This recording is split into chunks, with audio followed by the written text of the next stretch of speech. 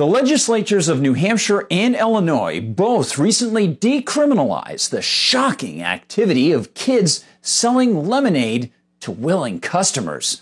No news from either state regarding how many people have descended into bomb shelters to dodge the coming lemonade Armageddon, and no sign that leftists actually recognize the bigger principle, a principle that's revealed not only in this story of lemonade stands, but of worldwide COVID lockdowns as well. Hi everyone, I'm Gardner Goldsmith for MRCTV. You know, the legislature of New Hampshire last week passed HB 183, which exempts so-called, quote, persons under the age of 14 who are selling soft drinks on family-owned or leased property from city, town, or village district licensing requirements. Good news, and as Ella Lubell notes for a reason, quote, the term soft drink includes not only lemonade, but also other mixed non-alcoholic beverages, end quote. But some don't see the positive in this, and they're actually blind to the principles involved. For example, Lubell reports that Senate Minority Leader Donna Soucy, a Democrat, shocker, told WMUR-TV in New Hampshire, this seems to me like one of those solutions in search of a problem. But is it really not a problem?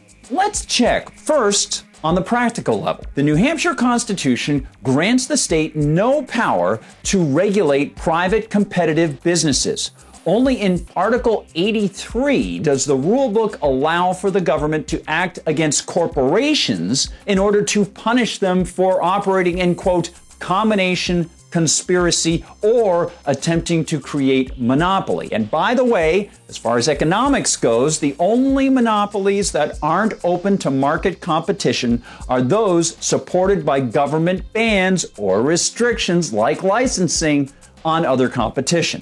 And Part 1, Article 2 of the New Hampshire Constitution prohibits any level of government, any, including localities, from interfering in peaceful market exchange. So, New Hampshire Senator Soucy, the fact that localities haven't enforced prohibitions against unlicensed lemonade stands doesn't mean that there isn't a problem. To think otherwise is actually to disregard your own oath to abide by the New Hampshire Constitution. As Reasons Lubell observes, just because this tolerated illegality hasn't caused a problem yet doesn't mean that it won't cause a problem in the future if the bill doesn't become law. Consider the incident in Illinois that spurred Democrat Governor J.B. Pritzker to sign a similar bill 2 weeks ago, end quote. One hopes New Hampshire State Senator Soucy pays attention. Quote, in 2017, then 9-year-old Haley Martinez opened a lemonade stand in front of her yard in a low-income neighborhood in Kankakee, Illinois. She charged 50 cents per cup. All of the profit went to her college fund. End quote.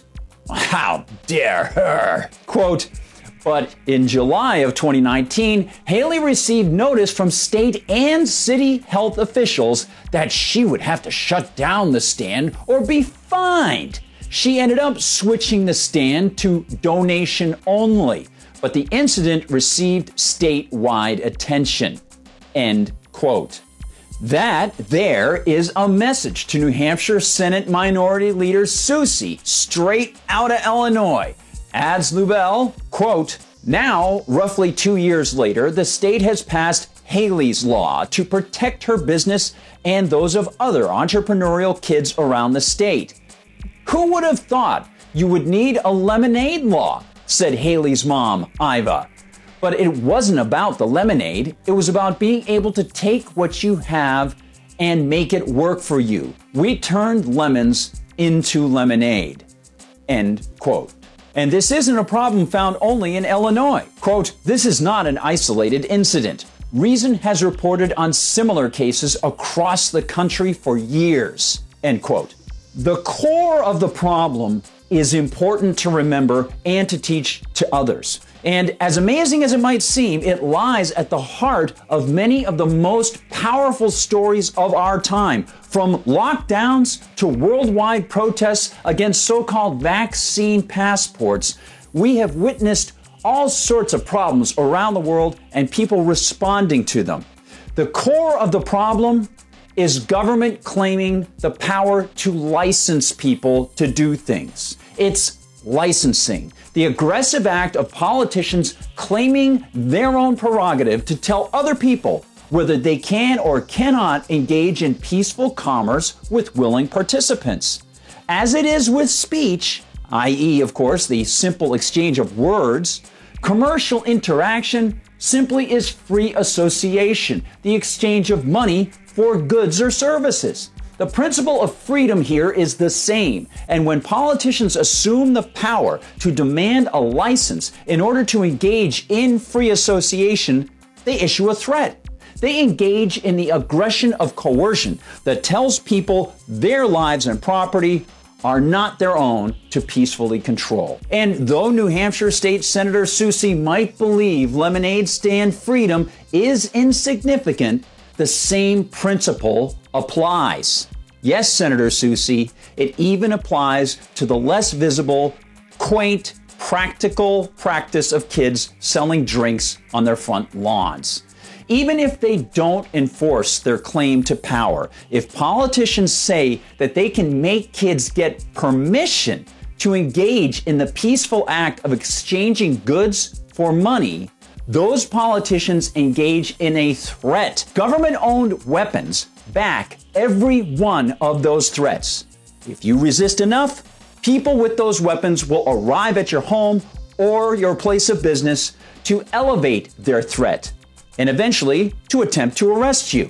If you claim that you're not harming anyone, that you're merely engaging in peaceful interaction with voluntary participants, well, guess what? Your peaceful actions will not be respected, and they will continue to come at you with their government guns. Licensing is a political claim over your life and your livelihood.